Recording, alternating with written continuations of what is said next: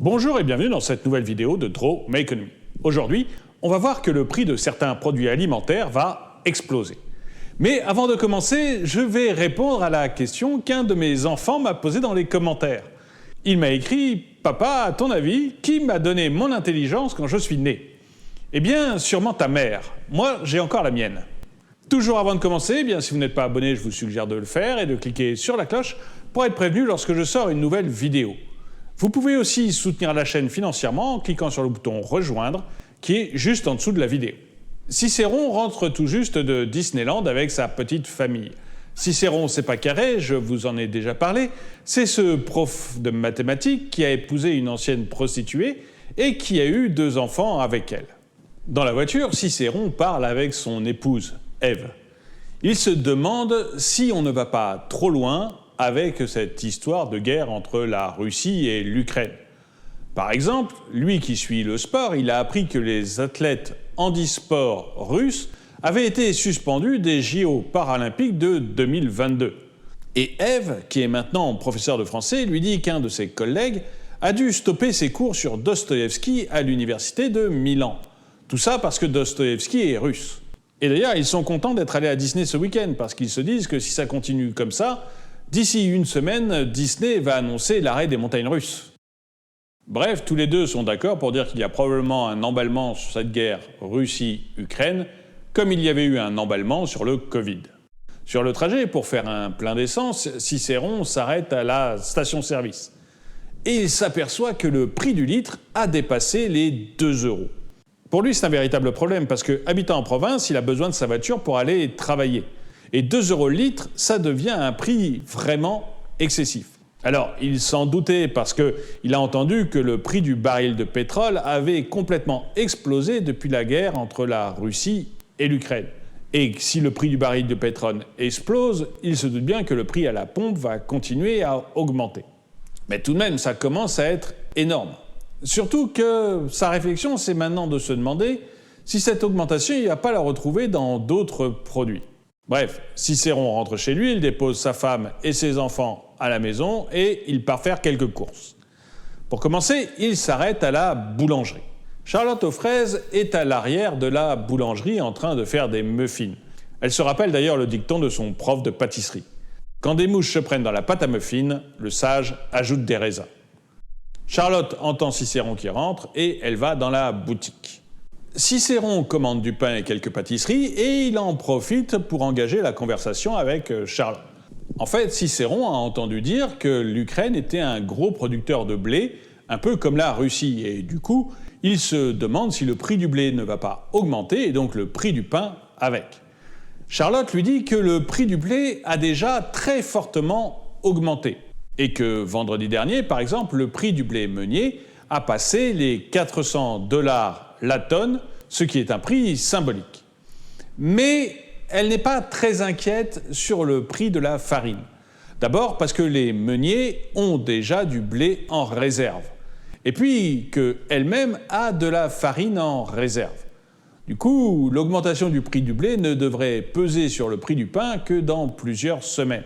En plus, la farine, ça ne représente que 10% du prix du pain. Donc le problème, d'après Charlotte, n'est pas là. Non. Pour Charlotte, le problème, c'est encore une fois le prix de l'énergie. Parce que pour faire cuire ses pâtisseries ou pour faire cuire son pain, Charlotte a besoin de fours. Et les fours, ils marchent à l'électricité, au gaz ou au fioul. Et du coup, comme l'électricité, le gaz et le fioul flambent, eh bien le prix pour faire le pain risque de flamber. Et donc Charlotte lui dit que le prix du pain a de bonnes chances d'augmenter, mais d'ici quelques semaines seulement. Cicéron remercie Charlotte, récupère son pain et va au supermarché pour faire des courses. Au supermarché, Cicéron est bien décidé à retrouver un de ses anciens élèves, Alex, qui est maintenant chef de rayon. Alexité à l'école, c'était le symbole de la joie de vivre. Il voulait manger la vie à pleines dents. C'est bien simple, ses copains l'appelaient Black et Déter.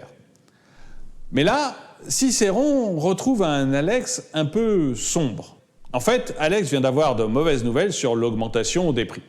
Il y avait eu un accord entre la grande distribution et les producteurs qui avait été d'augmenter d'une manière générale les prix de 3% pour tous les produits de grande consommation. Mais là, Alex vient d'apprendre que l'augmentation risquait d'être beaucoup plus importante. Et Alex explique à Cicéron que cette augmentation, elle risque de toucher énormément de produits différents. Par exemple, déjà, tout ce qui est viande porcine. 65% du coût de production des porcs, c'est leur alimentation. Et leur alimentation, c'est du blé. Et comme l'avait vu Cicéron, le prix du blé a augmenté de manière très importante. En fait, depuis l'année dernière, le prix des grains avait augmenté de 110 € la tonne, mais depuis le début du conflit Russie-Ukraine, eh bien, ils ont encore augmenté de 50 € la tonne. Et cette augmentation du prix des céréales, eh bien, on a expliqué à Alex que ça allait impacter quasiment tous les produits qu'il vend. Parce que finalement, eh bien, ça touche les élevages de porcs, mais également les élevages de vaches ou les élevages de poules. Résultat, le prix du lait, du beurre, de la crème, des œufs va exploser. D'autant que ces élevages, eh bien, ils sont aussi touchés par l'augmentation du prix de l'énergie.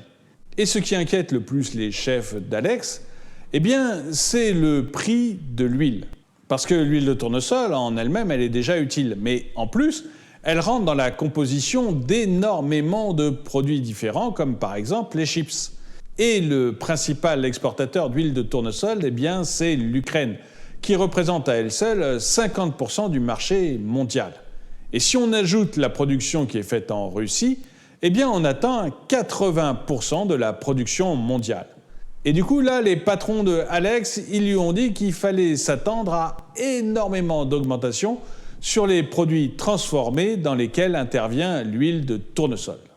Un peu dépité, Cicéron rentre chez lui et, comme il est professeur de mathématiques, il fait ses comptes. Pour son foyer de 4 personnes, il dépense en moyenne 549 € par mois pour se nourrir. Avec l'inflation qui était prévue, eh bien, il fallait s'attendre à une augmentation de 5,39 € par mois pour son coût d'alimentation. Mais là, avec la crise ukrainienne, d'après ce qu'il calcule, eh bien, il devrait être entre 10 et 12 € de plus tous les mois. Et j'aimerais bien savoir ce que vous en pensez. Est-ce que cette augmentation de 10 à 12 € sur votre panier alimentation tous les mois, c'est un problème ?